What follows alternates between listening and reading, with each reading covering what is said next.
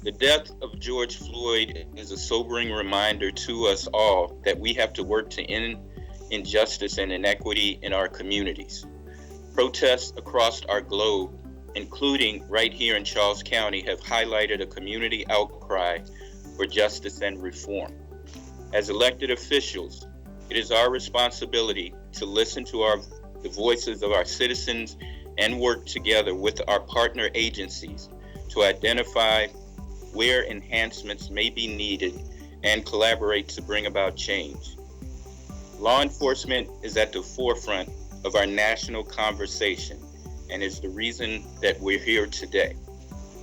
We are joined by Charles County Sheriff Troy Berry and Plata Police Chief Carl Schinner to discuss needs in our own community regarding law enforcement and next steps for moving forward in a positive way. I want to echo some of the same sentiments of Commissioner President Mr. Collins, is that the recent deaths of Mr. Floyd and Mr. Brooks are very sad situations, and I offer my condolences to the family. I want to say that police and community relations are at a crossroads in our nations, and the crossroads between peace and chaos. I want to work to enhance, to build up a trust and confidence in the areas of police and community relations. Just from a personal note, I have been with the Charles County Sheriff's Office for 28 years. I love this county, I love this community, and I love the Charles County Sheriff's Office. And today I'm here to speak with the Board of County Commissioners to have a positive dialogue of how we need to bring about initiatives to move law enforcement in Charles County forward. Sheriff Berry's remarks. I do offer condolences to the family of Mr. Floyd and others who have died at the hands of police officers in the country. We are willing to listen. We are willing to look at different ways to reform some of the things we've already done. I'm sure we'll get into later in this conversation. I've been a police officer for 33 years, just starting my 34th year, 6.5 years here in Charles County. It's a wonderful place to live. It's a wonderful place to visit. It's a wonderful place to work. And we want everybody in every part of our community to feel safe, interacting with our officers and just feeling part of a overall community that is safe and just where people want to live, want to work, and want to visit. Thanks.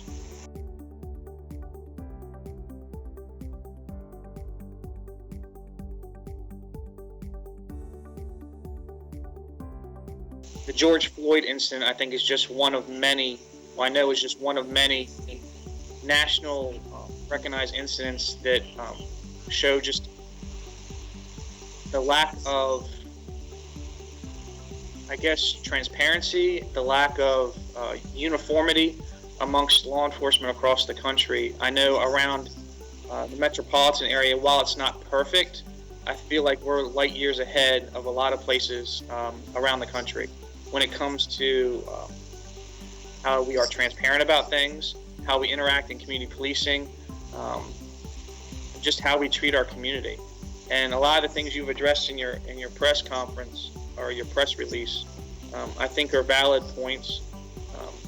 I think people are angry and upset, and we're in one of those professions that something happens halfway across the country, it has reverberating effects across every law enforcement agency throughout the country. And I think our citizens are hurting and they're upset. And I think that one thing we all need to display as leaders in our community is a willingness to work together and not point fingers, but say, hey, we're here to have a discussion and find out how to help.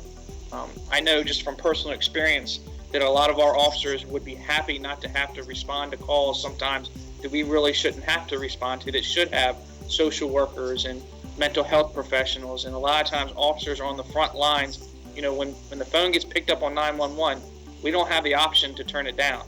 And I think that we need to make sure that from the federal government all the way down to locals, that we're providing, the Sheriff's Department, our mental health professionals with the access to resources they need so situations like George Floyd don't happen again, because it shouldn't happen, and we won't want it to happen again. So I just want you to know, and I want the men and women of the Sheriff's Department and our community members to know that I do care, and I'm not going to stand here as an elected official and just cast blame. I'm not going to say it's all of our problem. It's all of our problem, and we need to help everyone deal with it and help people feel like when they're interacting with the police or the Sheriff's Department that they're treated fairly and they're treated correctly, and that our officers feel like they have the support they need. We send them out there for situations that they aren't trained to deal with, and then when the stuff goes bad, and sometimes it is their fault, but sometimes it's because of lack of resources, that we're here to support them. And I'm open to suggestions. I'm open to hearing from organizations that have ideas, and I'm open just to help, because like you said, I love this county. I grew up here. My family lives here. My children live here. So I want to make it better. So thank you, Commissioner Collins, for setting this up. I think it's good for our citizens to see us interacting like this. And embracing our diversity community members, or even our bias-based training that we've had. Chief Schinner and I have had a number of conversations. So we're not reactionary. We have done these things years, probably 4 or 5 years ago, bringing training. And those trainings are not just, didn't happen then, they're annual trainings. So to your point, we are definitely want to be able to build upon what all we're already doing here in Charles County. And we want to definitely make, be that cornerstone law enforcement agencies that we could move things forward here in the state of Maryland. Out of the eight bullets on the press release that you moved forward on, there appears to be actually the majority, on my count, 5 of the 8 that could be set forth by the department almost immediately. Some of the items on which you're referring to, Commissioner Carl, all happened. They didn't just start happening Friday. They happened, on a consistent basis. In reference to a comprehensive review of our use of force process, we're doing that. We're not only doing it as within the Sheriff's Office, we're doing it at an entry level at our the Southern Maryland Criminal Justice Academy, where we have our entry level officers and our correction officers are going through. So the particular also in reference to the neck restraints and also the head strikes, that has always been in our policy and procedures. There have been some prohibitions in reference to that. So we did some retraining of our staff members to talk about remedial training, making sure that they understand the restrictions in those particular areas in reference to normal arresting procedures. We have and continue to do various trainings in regards to de-escalation. That's done on an annual basis. But again, we were looking to enhance that in reference to de-escalation and also in reference to our use of force practices. Those things continue to go on an annual basis, and we continue to move those things forward. As in reference to some of the other initiatives, we get ready to this Friday. We're having a regional summit with the Charles County Sheriff's Office, with St. Mary's County Sheriff's Office, with the Calvert County Sheriff's Office, to look at regional best practices. So to your point, they are moving forward and definitely trying to get ahead of the curve and making sure that we are looking at everything from a holistic standpoint to address the very concerns that are brought to us by the citizens.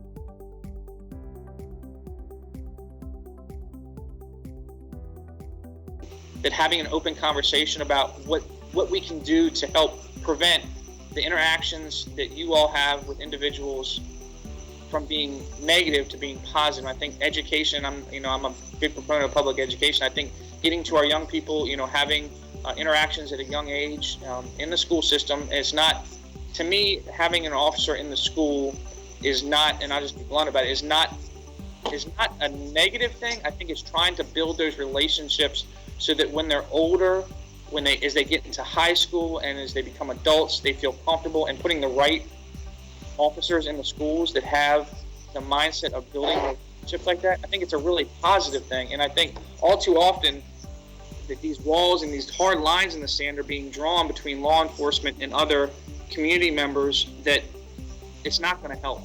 and we need to have honest conversations. And when people have concerns about what's going on as far as officers in the schools or use of force which are justified, I think we need to have open dialogue so it's not this big guessing game as to what's going to happen next. We can say, this is what our concerns are, how can we address it? Does that make sense to you? It makes sense to me, Commissioner Boland, and kind of go back historically, what I've done since becoming sheriff. Since being here, I visit all the elementary schools, I visit all the middle schools, I visit all the high schools, and want to interact positively with our young people. I welcome them into schools, I go to their lunch events, I go to 5th grade promotions, I go to 8th grade promotions. We go to various initiatives in the schools and make sure that, to the point that you're making, that we can have a positive impact with our young people at an early age. And that's important to me. I even lend a lot of my time to teach Black History programs. So in February, I get inundated with requests and try to fill as many of them that I can. So again, that they can see a law enforcement officer in a non-threatening manner on their own turf in the school system, making sure that we have those positive interactions with our young people. I agree with what the sheriff said, and one of the things that I find that there's not a lot of here is recreation.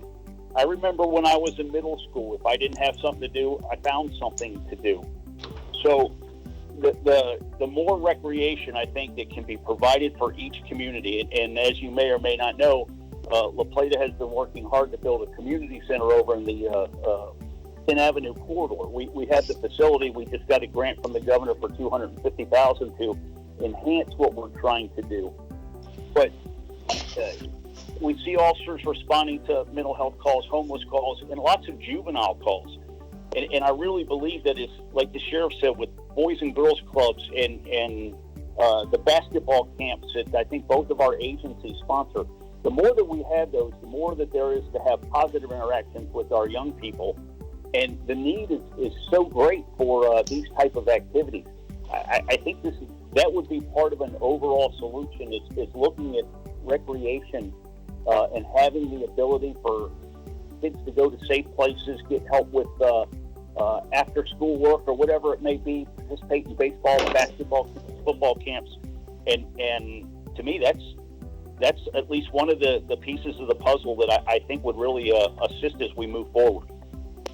Now, we're talking about the General Assembly. I said if we want to wait for some initiatives in the General Assembly until next year, we have to, that's not what the citizens are saying. The emails that I'm getting, the phone calls that I'm getting, are saying they want actions to take place now.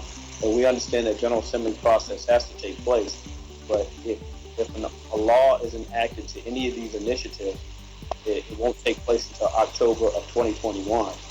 So that's almost 16 months from now if we're going to do anything through the General Assembly. I think, as you said, let's do what we can do under our own power on the local level to try to move some of these initiatives forward.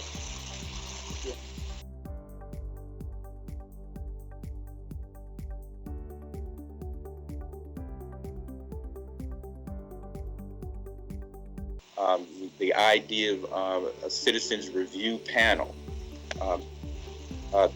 Conversely, you in your press release brought forward the idea of the revisiting the Board of Public Safety, which I thought was rather interesting because I recall during my second term that idea had come up before. But I want to kind of rephrase the overall process of a review board that would kind of look at the criminal justice system as a whole, not just the police. And you know this, of being an attorney, that there are certain things that happen outside the purview of the sheriff's office or the police department I have no control over. For example, whether a state's attorney chooses to prosecute or not prosecute. I don't have any control over that. And I think we would agree that on the national level, there was some criticism in regards to state's attorneys and also in reference to public defender, not state's attorneys or district attorneys, whether they prosecute in certain cases. So I think we have to look at things from a holistic standpoint, not just the police, but also what is done from a state's attorney's perspective or a district attorney's perspective. But we also have to look at the courts. There's some decisions that are made by the courts that law enforcement and the state's attorney or a prosecutor does not have any control over. So I think if we're going to move forward with a model, we want to make sure that it's a holistic model and not just looking solely at police, but also looking at the responsibility of state's attorneys and also the court. Just want to make sure that the individuals that are on the board can make sure that carry out or meet the expectations of what the citizens are looking at. For example, when you get into looking at those use of force types of situations, is the county commissioner going to be in a position to offer some legal oversight of that particular board? Because once you start asking investigatory questions, we want to make sure that they're done within the confines of the legal basis for the individuals that are brought before the board.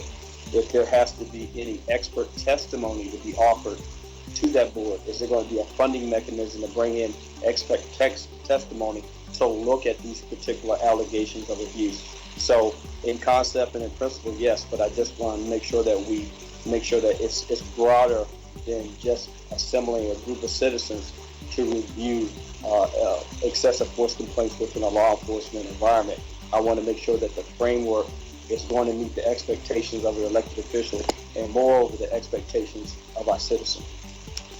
Hearing everything about the citizens, oversight panel, I think it needs to be clear to the community watching that the sheriff is a separate office. It's not a police department, so the county commissioners cannot force upon you a oversight panel. This is completely your ballpark, and the only way we could is if there was some legislation put through the state, because you're a constitutional office and a state elected official. So I just want to make that clear because I think there's some confusion over that. Well, Commissioner, that's correct, Commissioner. Commissioner Boland, you're absolutely right, and that's where the conversation's been convoluted. I think some people have the impression that I have the autonomy to make this happen, and I know that Mr. West Adams is going to elaborate on it. But the officers have what is called an officer's bill of rights, and they have certain rights that have been legislated through the General Assembly. The Constitution under Article 4 of the Maryland Constitution is an independent office. And, even if the sheriff's position went vacant, it wouldn't be for the Board of County Commissioners to replace the sheriff. It would come through the governor. And I obviously, my role is in case law. And if I could address, there's a couple of cases, Boyer versus State or Rucker versus Harford County, where the court has clearly said that the sheriff is a state constitutional officer. Their duties are subject to control by the General Assembly. Unlike a county police force, the Sheriff Berry his direction would come from the General Assembly, and their legislation would be generally statewide if they were interested in assembling review panels. Obviously, the Board of County Commissioners knows my background, having been an elected state's attorney and working as a prosecutor for 22 years, and I am happy to work and speak with the commissioners about some of my experience in attempting to formulate concepts to recommend to the state delegation. Obviously, use of force from a legal concept, it's the authority granted police to be able to police. And so when you bring in the concept of citizen review board, they have to be trained in that understanding of what the continuum of use of force, so that the decisions that are being made are not being made at an emotional level, but being made inside the confines of the legal framework. The other thing I don't think that is sometimes brought out is in these review panels, because of the Law Enforcement Bill of Rights, the LEOBR, there are certain things that officers, like any other person who is accused of misconduct, they have rights, and the information that is being provided to those boards and to any investigation, is constrained by those legal parameters.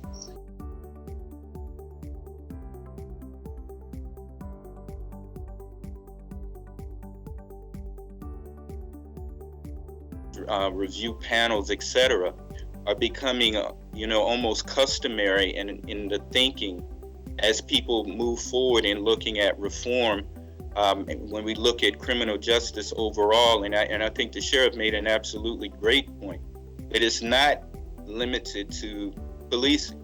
And that's why I'm so proud of the makeup of this newly formed Criminal Justice Coordinating Council, because it includes all of our partners associated with criminal justice.